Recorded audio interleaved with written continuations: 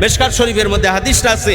হযরত আব্দুল্লাহ ইবনে আব্বাস রাদিয়াল্লাহু তাআলা আনহু বলেন, প্রখ্যাত সাহাবী, জবরদস্তি জালিলুল কদর সাহাবী বলা যাবে কি সুবহানাল্লাহ, বলেন যে রাসূলুল্লাহ সাল্লাল্লাহু আলাইহি ওয়াসাল্লাম বলেছেন, নিশ্চয়ই মৃত্যু ব্যক্তি হলো সাহায্য প্রার্থী। কি প্রার্থী? সাহায্য প্রার্থী। পানিতে পড়া ব্যক্তির ন্যায়। কি পড়া ব্যক্তির ন্যায়? পানিতে পড়ার ব্যক্তির ন্যায়। বন্ধুগণ, কতদিন আগে বন্যা হয়েছে, এখনো পানি নামতেছে, অনেক জায়গায় এখনো ডুবা অবস্থায় আছে। কথা ঠিক না বেঠিক? আল্লাহু আকবার। সন্তানের মায়ায় মা ডুবে যাচ্ছে, বাবা কোথায় চলে গেছে জানে না, বুড়ো শাশুড়িটা ছিল কোথায় চলে যাচ্ছে জানে না। এমতো সময় একটা পাতিল পাইছে, পাতিলের মধ্যে বাচ্চাটাকে দিয়ে, আর তার কাছে কিছু খাবার দাবার ছিল, ওই পাতিলের মধ্যে দিয়ে আল্লাহর রাহে পানির মধ্যে ভাসাই দিয়েছে। এমতো অবস্থায় ভাসাইছে, ওই মা দ্বিতীয়বার উঠে যে দম নেবে সেই সুযোগ তার নাই। এই জন্য মা জননী হয়ে কি করে সন্তানের মৃত্যু কামনা করবে? কি করে চোখের সামনে নবজাতক শিশু মারা যাবে? এই কষ্টের জ্বালায় তাকে আল্লাহর রাহে ভাসাই দেছে। মৃত্যুর পথে পথযাত্রী আমার পিতা, আমার মাতা, আমার ভাই বোন, আমার আত্মীয় স্বজন যারা আছে, তারা ওই ডুবু ডুবু পানির মধ্যে আসে। কোন সময় নাকি কখন কোন সময় একটা বয়া পাবে, ওই বয়াটা ধরে তারা কি হবে? কুলের দিকে যাবে। প্রত্যেকটা মৃত্যু ব্যক্তি ওই অবস্থায় আছে, যে অবস্থায় মানুষ পানিতে ডুবে ডুবে যায়, ডুবে যাচ্ছে, পানি খায় আর ওঠে, ডুব দেই আর ওঠে, ডুব দেই আর ওঠে। আর কোনো নাবিকের চোখে পড়ে বা কোনো মানুষের চোখে পড়ে, তখন তার সামনে একটা বয়া দেওয়া হয়।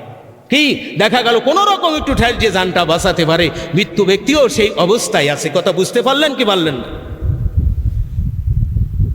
সে তার বাপ মা ভাই বন্ধু দোয়া পৌঁছাইবার অপেক্ষায় থাকে। সেও কি করে? পানিতে যে ব্যক্তি পড়ে আসে, সে সর্বদা ভাবে যে আমাকে কে একটু উদ্ধার করবে, চেষ্টা করে, তাই না? যত চুর পর্যন্ত গলায় সাউন আছে চিৎকার দিতে থাকে, হাত দিয়ে নাড়াছাড়া দিতে থাকে যে আমি একটু যদি সাহায্য পাই। কথা ঠিক না বেঠিক? তো মৃত্যু ব্যক্তির অবস্থা হয়, তখন তার নিকট সে দোয়া পাওয়ার অপেক্ষায় থাকে।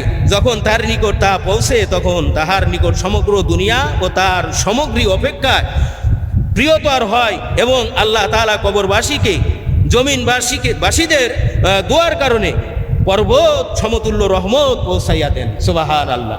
কবরবাসীকে জমিনবাসীর জন্য কি করে? কবরবাসীর জন্য যখন দোয়া করে, উদউনি আস্তাজিব লাকুম, আল্লাহ বলেন বান্দা আমার কাছে চাও, ইজা দান ফালি আস্তাজিবুলি, তুমি যখন চাবে আমি তখন দেব। আর যখন দোয়া করা হয়, এই দোয়াটা তাদের কাছে পর্বত সমতুল্যভাবে আল্লাহ তাআলা কবরবাসীর কাছে পৌঁছাই দেয়। বলেন সুবহানাল্লাহ। তাদের একটা বয়ার ব্যবস্থা হয়, অনেক আযাব গজব থেকে আল্লাহ তাআলা তাদের কি করে? আপনার পরিত্রাণ দান করেন, রহমত করুণা বরকত দান করেন। আর ওই যে কবরবাসী আপনার আমার দোয়ার বরকতে, আপনার আমার দান সরকার বরকতে আল্লাহর যে কবরের আযাব তাকে কি করেছেন? লঘব করেছে। তার থেকেও একটা রুহানি দোয়া দুনিয়াবাসী পাইতে থাকে। সুবহানাল্লাহ। তাহলে কবরবাসীদের জন্য সদকা করলে, কবরবাসীদের জন্য দোয়া করলে এটা বিফলে যাবে না, সুফল হবে। সুফল হবে, কখনো বিফলে যাবে না। তার জীবিতদের পক্ষ হতে মৃত্যুদের জন্য হাদিয়া হলো তাদের জন্য ক্ষমা চাওয়া। জীবিতবাসীর পক্ষ থেকে মৃত্যু ব্যক্তির জন্য হাদিয়া কি? তাদের জন্য ক্ষমা চাওয়া। এই জন্য তাদের দোয়া খায়রিয়ত করা, বেশি বেশি সদকা করা, তাদের জন্য কামনা করা।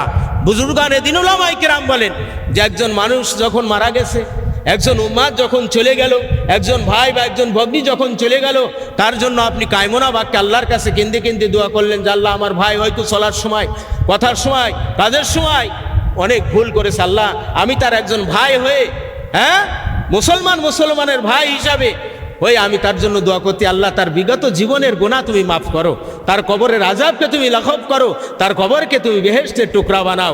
এইভাবে কায়মনা বাক্যে ইখলাসের সাথে দোয়া করবে। নবী আমার বলেন উম্মতেরা শুনে রাখো, যখন তুমি ইন্তেকাল করবে তোমার জন্য আল্লাহ তাআলা ওই রকম দোয়াকারী ফেরেশতা লোক কি করে দেবে? ফিট করে দেবে। সুবহানাল্লাহ।